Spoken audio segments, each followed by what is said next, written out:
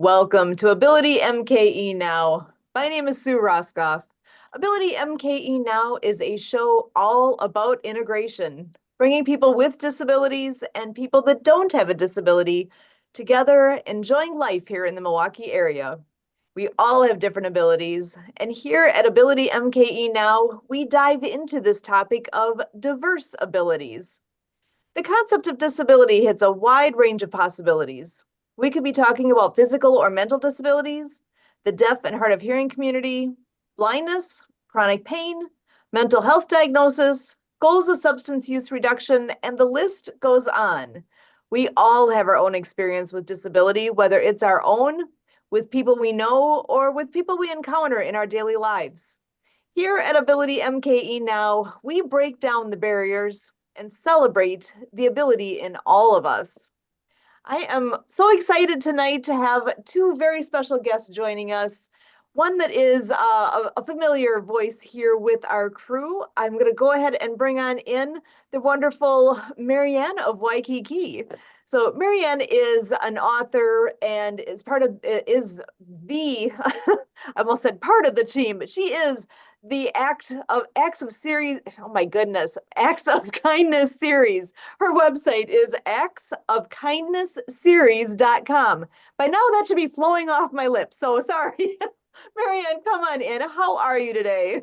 Well, aloha, Milwaukee. Can I get an aloha for everybody? Aloha! So thank you so much, Sue and Emily and Kurt, for having me here in the Disability Channel with Jay Stoyan. I'm Marianne Ambrose. I go by Marianne of Waikiki. It was my sign language name. It's my book author name, and Apple game developer I am now. And we are continuing to create. How we met was through the Happy Neighborhood projects through the pandemic. I became a co-host in Hawaii, and I rolled over and volunteered my sign language interpreting skills to Denise Vargas and that event organization. And we traveled through and met so many people there. So I'm really excited also to share that October is Anti-Bullying Month, and we are featuring my second book called Rabbit Acts of Kindness, No Bully, featuring Harry the hard of hearing rabbit, who has a sign language interpreter chicken named Chelsea, the courageous sign language chicken, and Eve, the finger spelling bumblebee. And they're bullied by a frog named Felicia and a bullfrog named Rippet. And what we find out is that they didn't know sign language and they wanted to learn sign language. It's a great book, age 6 and above. It's available on Amazon.com and an ebook. And again, the website is www.actsofkindnessseries.com. Now, Sue, I want to share with a great story here with you. Kind of a birthday wish, but also a success and a dream come true. In July, I applied for Awesome Foundation grant, the Oahu, Hawaii chapter, and I won $1,000 grant for that month. Now, Awesome Foundation gives projects $1,000 a month in different states in United States of America, Canada, other countries. They have a disability chapter on the water chapters too that you and Kurt can apply to help other persons with disabilities. And it's real easy to apply. We showed you the website. It takes about 15 minutes to request and say, hey, they want to know, tell us about your awesome project. And like about 200 words. And then how are you going to use the money? Well, in my application, I said that I wanted to gift the Hawaii School for the Deaf my books and coloring books featuring Chelsea the Courageous Sign Language Chicken and Eve the Finger Spelling Bumblebee. The coloring books. And we wanted also to gift them with a water unit, which costs $150. And also, I used half of that grant to hire Jay Stoyan from the Disability Channel to hire persons with disabilities and veterans to help me promote. And guess what? It all started a couple of months ago when we received that Awesome Foundation grant. We gifted it to you. I started interviewing with Jay. He's doing an amazing job with the Disability Channel and people following us and putting the books out there. And also this past Monday, 14th of October, Leon was in Hawaii. I was traveling from Canada with some sign language interpreters up there and doing a little traveling with the sailing captors that I sailed with from San Carlos to Mexico. They live up there. So I got to see Vancouver Islands. And I know they're going to have the Invictus games up there too as well. So that community is getting ready up there. So I got to do a little sightseeing, and what a great trip it was. And so Leon went to Hawaii and he delivered a water unit that costs $150. And anybody can donate, anybody can purchase one. It's cleanwaterfoundation.org. That's in Seattle. And he was out there. We set up the library with a sign language interpreter, the deaf principals doing sign language, and about 15 elementary to middle school children for them to get a presentation from Leon about clean water, how filters removing the contaminants, how children are not surviving in this world, and hospitals too. And we are gifting them the water unit, and they'll be receiving the books this week. And I'll do a follow-up Zoom with Leon remotely. But what a great experience for him to be in a deaf school and learning the sign language word water from them. And yeah, I got to Zoom from, and thank you, Kurt and Emily, for making that happen as for to all of us to record it. So what a great success story, a dream come true, a birthday wish, and we can pay it forward. So we have a nice press release kit that we want to multiply. We can send it out. I started calling other deaf schools. Arkansas, I talked with a grant writer there, and they were like, wow, cool. And they're going to talk to the superintendent, and they have a children's hospital that's being built, and we're just going to multiply it. And Sue, the past week, I had a meeting with Zach Clayton, who is with veterans, and I said, hey, there's this awesome grant foundation that gives $1,000 a month. And if all of us apply for it, that makes us win the lotto because we're all pitching our fundraising. And who knows, maybe you could get $1,000 to make cookies for your fundraising. You know, you could apply. It's a community service gathering. Denise Vargas makes some journal books. She can take it to a senior citizen center on a Sunday fun day and promote her books for journaling and to hospitals. So back to Zach Clayton. So I asked him to help us find out the list of veterans hospitals that we can contact again and state that we want to bring in Clean Water Foundation filters from Leon McLaughlin and the Acts of Kindness series to these veterans hospitals, because these books talk about hard of hearing characters. And Sue, there's only 3% of books out there that have characters or children with disabilities. And this is a population that's underserved, and no one has done anything with animation movies and sign language characters. And so this is just another step for us to get everything out there. And I've had meetings with Santa Papa John. I was just on his podcast. He received the books, Folk Manus Puppets. We thank you, Elaine and Lisa. You're shifting these puppets so Santa Papa John can display the sea turtle called the General of the New Earth Army, and Pono, the Hawaiian polo pony. And now his parents are on their way too. So, Sue, our tagline is So Go and Play. And I want to shift it over because when I was in Canada, you know, I was in deep ship. Ha ha ha. Yeah, I was in deep ship up there, and I was a little bit in deep ship with Jay Stoyan today, but we're getting through the rough waters of learning how to promote our books and to get them out to the world. So I know we have another guest here who is a sailor, boater, world traveler, and I just want to share our first book that originally started the Acts of Kindness series. I lived on a sailboat, a 49-foot sailboat in Honolulu, Hawaii, ocean front, and all this garbage was floating around my boat, and I wanted to know why. And through meditation, I was a sign language interpreter with my deaf friend. We became Reiki masters there at the Unity Church of Hawaii. And our writer, Suzanne Sims, did plays there. That's how we found out about Awesome Foundation. She won $1,000 to bring her play called Thrift Store the Musical to Honolulu. And so she told me to apply for Awesome Foundation. And look what just happened.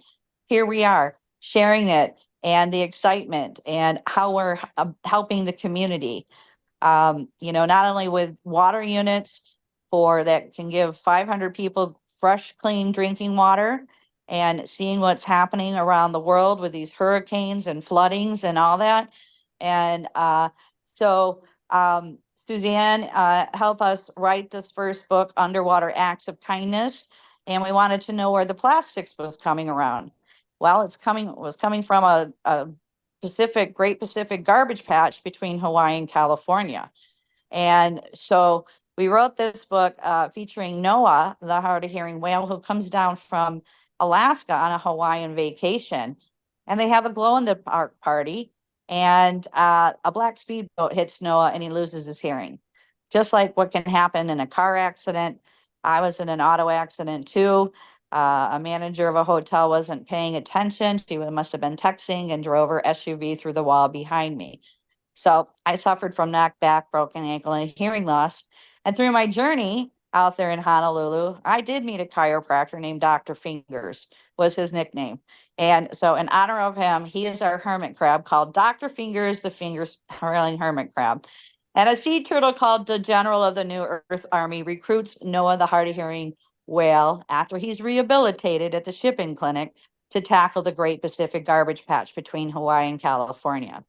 Now, Sue, we have millions of moms and dads coming home from being of service now who can't hear their own children or grandchildren.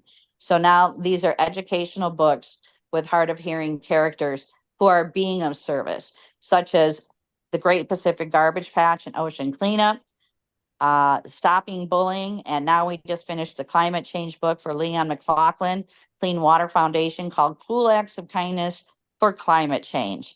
And so I'm so excited to finally kind of like complete this series. It's like my thesis that's came to life through a spiritual journey over in Honolulu and signing and getting to sail and taking my deaf friend out sailing.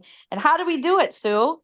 Because we had a sail instructor who was a chiropractor and his wife was an acupuncturist. So we got a lot of treatment out there, healing vibes, flying beautiful ions and everything. So it's a beautiful story. It's available on Audible, Amazon. You can hear Lucy's angelic voice, and Nick's guitar sounds like whales and dolphins. And I know we played Lucy's music at the end of our shows, and Love is the Only Way. So you know how beautiful the story will be. And the vision is to, again, to bring these into animation movies. So I want to share this over to our next guest here because I was in deep ship today, and I know he's been in some deep ships sailing around the world too. Now I got to sail Southwest Florida to Virginia, 1,700 nautical miles, 91 days in 2017. After we wrote this first book, I book signed at Key West Aquarium, Marathon Aquarium. What a journey it was to travel up the ICW through the naval base and see the fleets of ships. I was in deep ship there too. Wow. And so as our story goes today, I hope you're laughing and having fun. So go out and play to our next guest. I'm Marianne of Waikiki, and aloha, Milwaukee.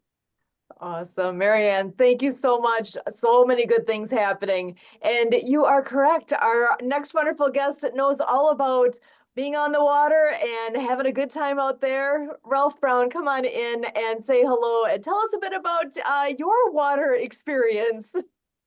Well, hello, Sue. Thanks for having me on.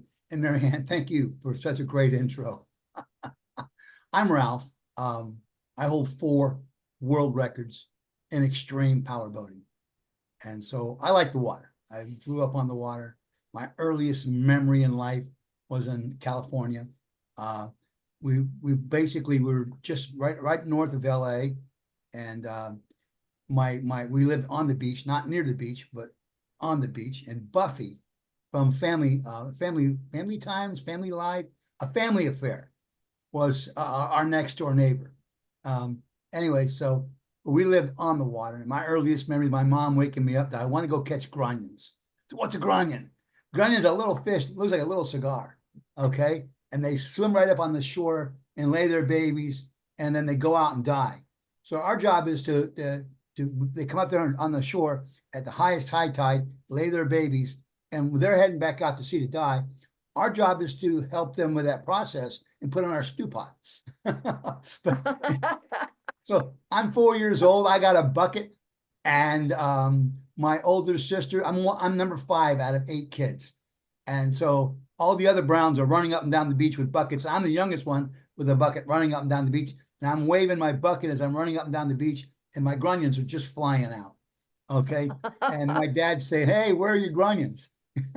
But anyway, that's my earliest memory in life. And what she's talking about a moment ago is the Great Pacific Gyre, which is also known as the Great Pacific Garbage Patch. It's basically the ocean spins counterclockwise in the northern hemisphere, and it's like a great big whirlpool. Okay, it's what it really is. And all the stuff, all the trash that gets in on the outer edges basically gets sucked into the middle of the ocean. And there's just lots and lots of garbage out there floating around. There are several great organizations that have put together some programs to attempt to clean it up. And they're literally bringing in, millions and millions of pounds of plastic. And so it's just a great thing that's being done.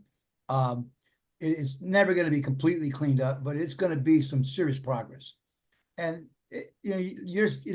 I'm not against water bottles, but I mean, unfortunately, so many of them don't get into the recycling system, or don't even get into the garbage, and those things end up in rivers and where else, and the rivers go out to the ocean, and they end up out in the middle of the ocean. So it's just not real good. That there's so much of it out there. But I'm so glad that there's great organizations that are cleaning it up. So what am I doing? I'm with Cup Royale. What is Cup Royale? Cup Royale is, well, before I tell you what Cup Royale is, let me remind you a couple things you already know, Sue. Okay. Those of you in radio land can't see my hands, and I talk with my hands. So unfortunately, you don't get to see my hands waving in the sky as I'm talking, because you're in radio land.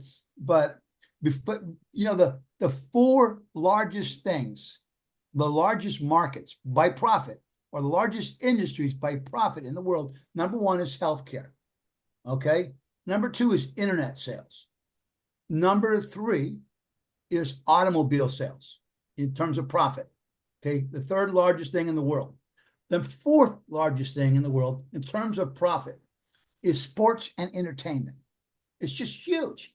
It's bigger than so many things that you think are out there that are great, but it's just huge. The sports and entertainment. I mean, I watched the Buccaneers play last night. It's a horrible game.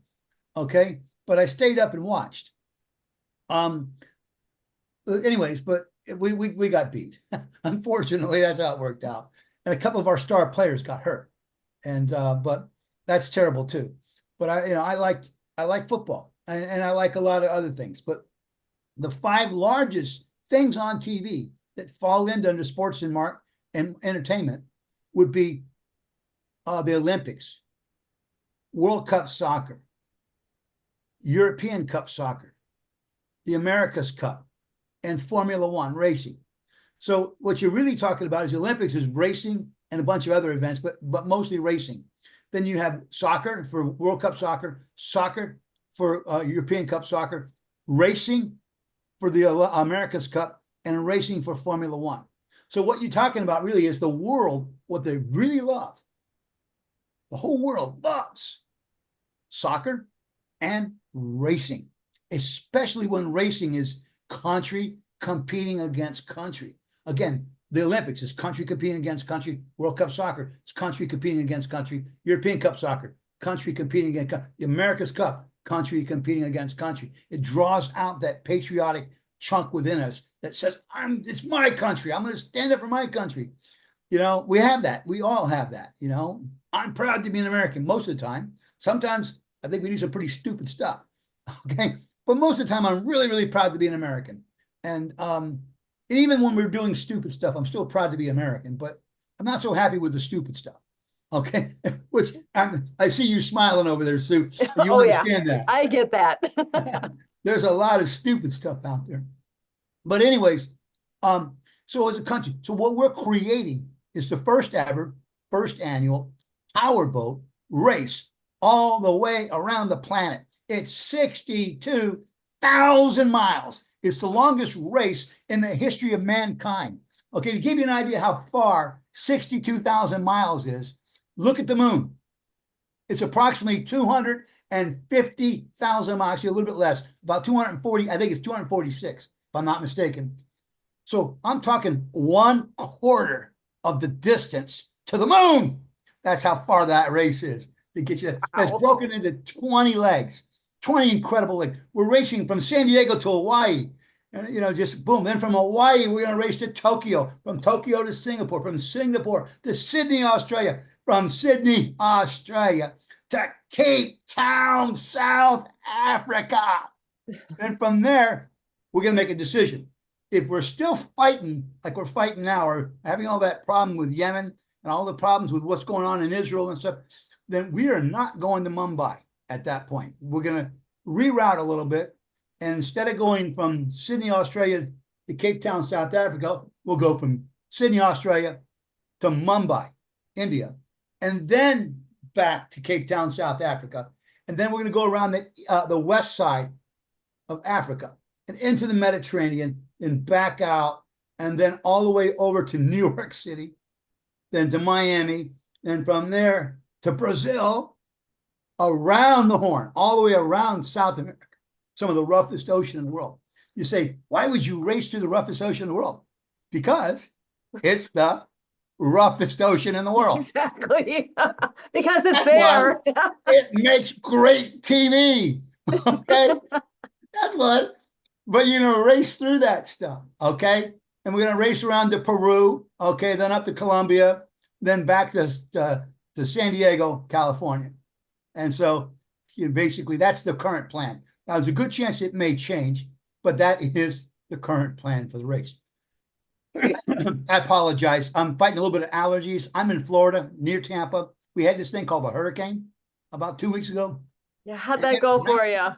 It rained, and I'm telling you, right here. I mean, right next to my house is a lot of woods, just nothing but woods. My son went out there and counted 5 trees that fell, and any one of them, or a couple of them, could have hit our house, but they didn't hit our house. Okay. Good. Wow. The next street over, big old tree fell. Didn't bother us. All kinds of tornadoes around here. We were not touched. Flooding, we were not touched. By God's grace, God smiled on the Brown family and on Cup Royale. We had zero problems. So we were up there watching that hurricane coming in. We were praying.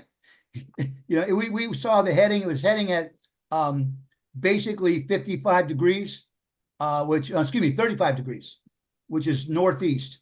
And that's what would have brought it right into Tampa Bay.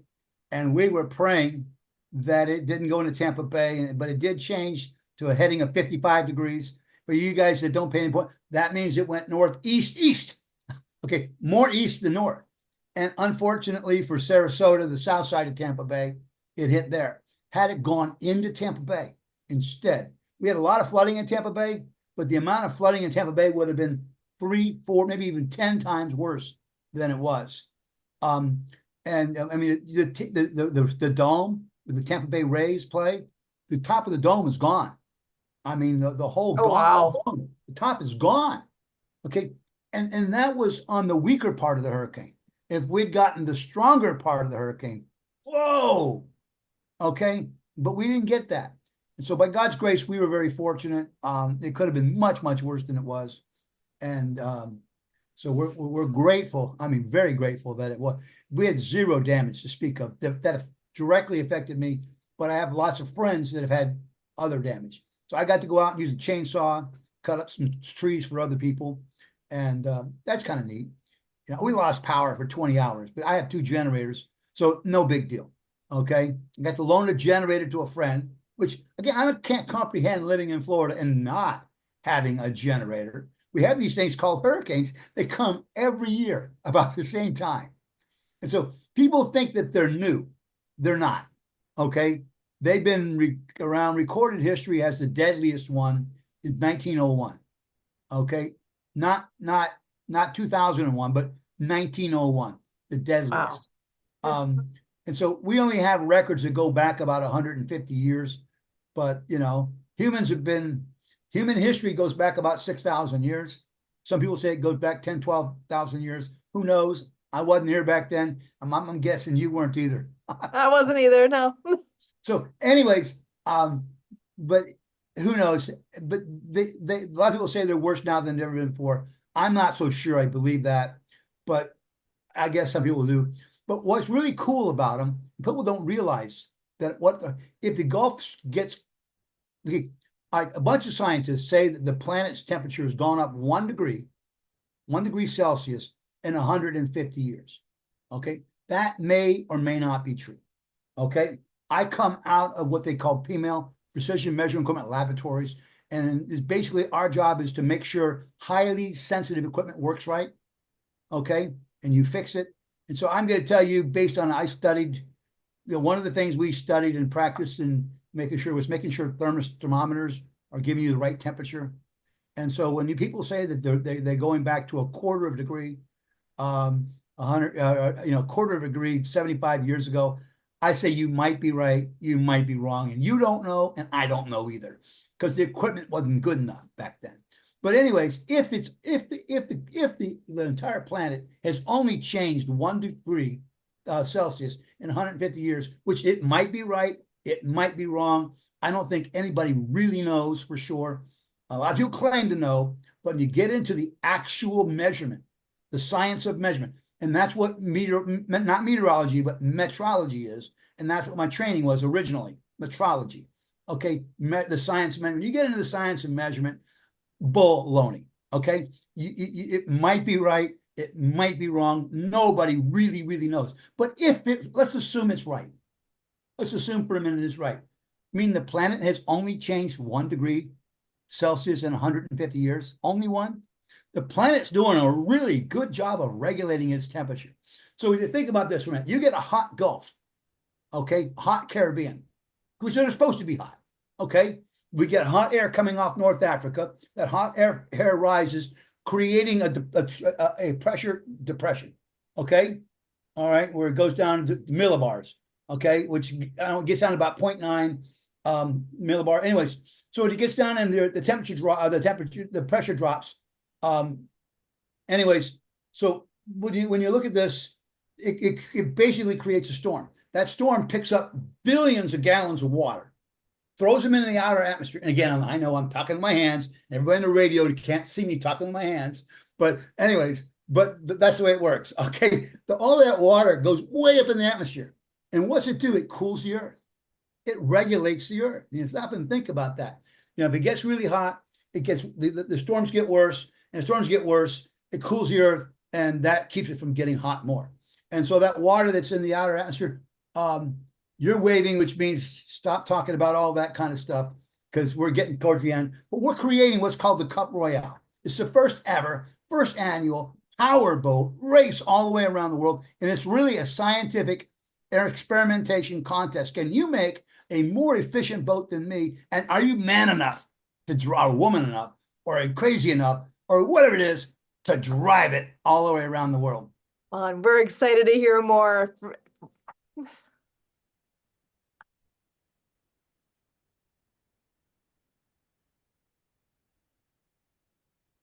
Was that too much yapping about nothing?